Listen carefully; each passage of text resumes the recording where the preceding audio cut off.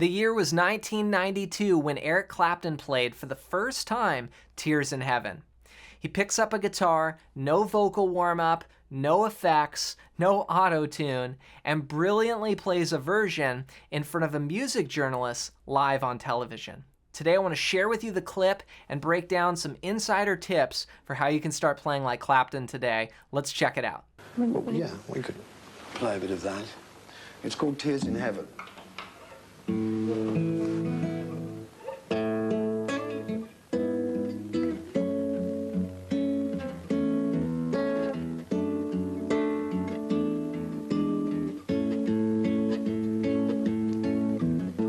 So he grabs a nylon string guitar and plays an A chord, and that's one of the key sounds in this, like the unplugged version in this song is a nylon string. So it has a really warm sound. Now he's using a lot of what are called slash chords. And this is where you have a basic chord, you know, like you could have a D, but instead of putting D in the bass, you put another note in the bass. And this is something piano players do a lot. They will, you know, they are playing with two hands like this. They'll play a chord with one hand, then have a bass note here. Then they'll keep this chord going, and then they'll just change the bass note. So the guitar version of that is like if you have like, here he's playing an F sharp minor 7, and then changes the bass note, puts the E in the bass. And you see that all over. Another example, and then resolving back to A.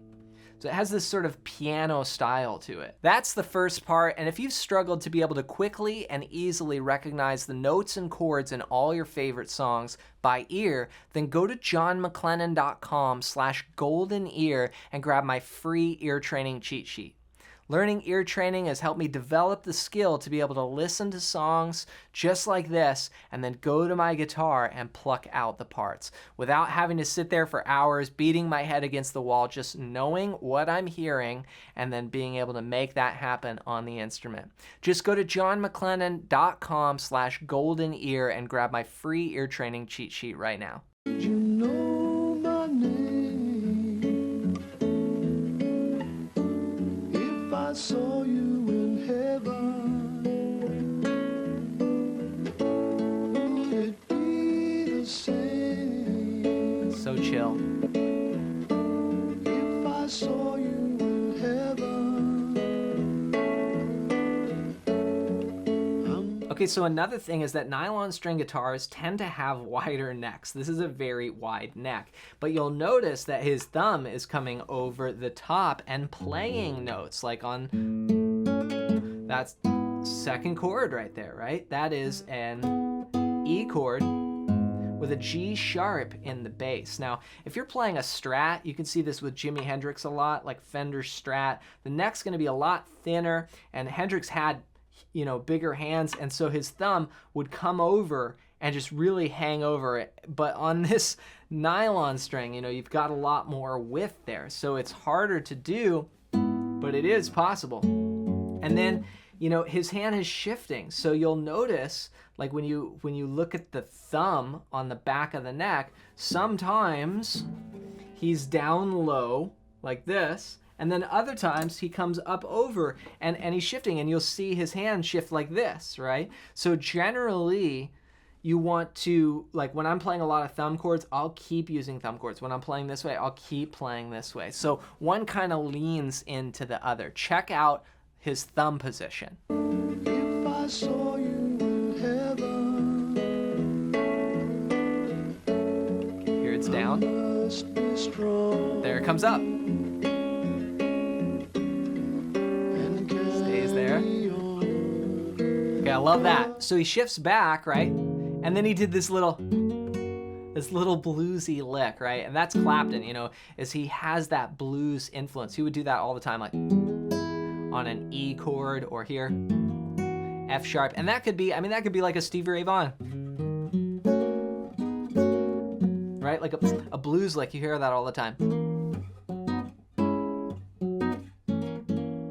But he's sneaking that into a pop song. I don't belong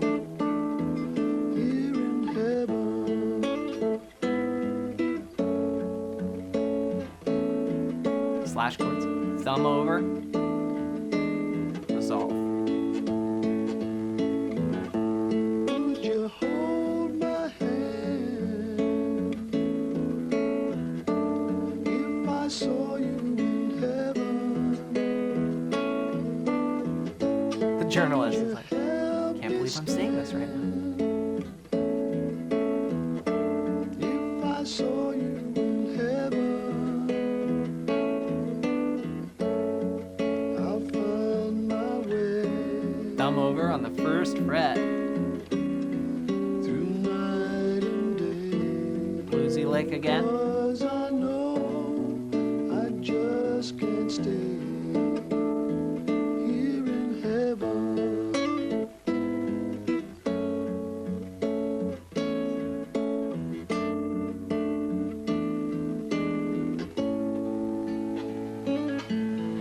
It's lovely. Thank you. It's beautiful. So he doesn't go to the bridge. The bridge actually changes keys. It's another amazing moment of the song, and then it changes back with that kind of bluesy lick. And sometimes you might just have a little part, you know, like a little lick like that, you know.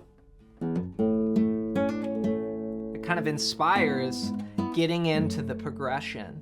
And so all these things come together, and you can see it's really just a genius song, and it's a brilliant guitar part as well as for accompanying yourself. Like if you're a singer-songwriter, you want to learn this style and be able to, you know, play those alternating patterns.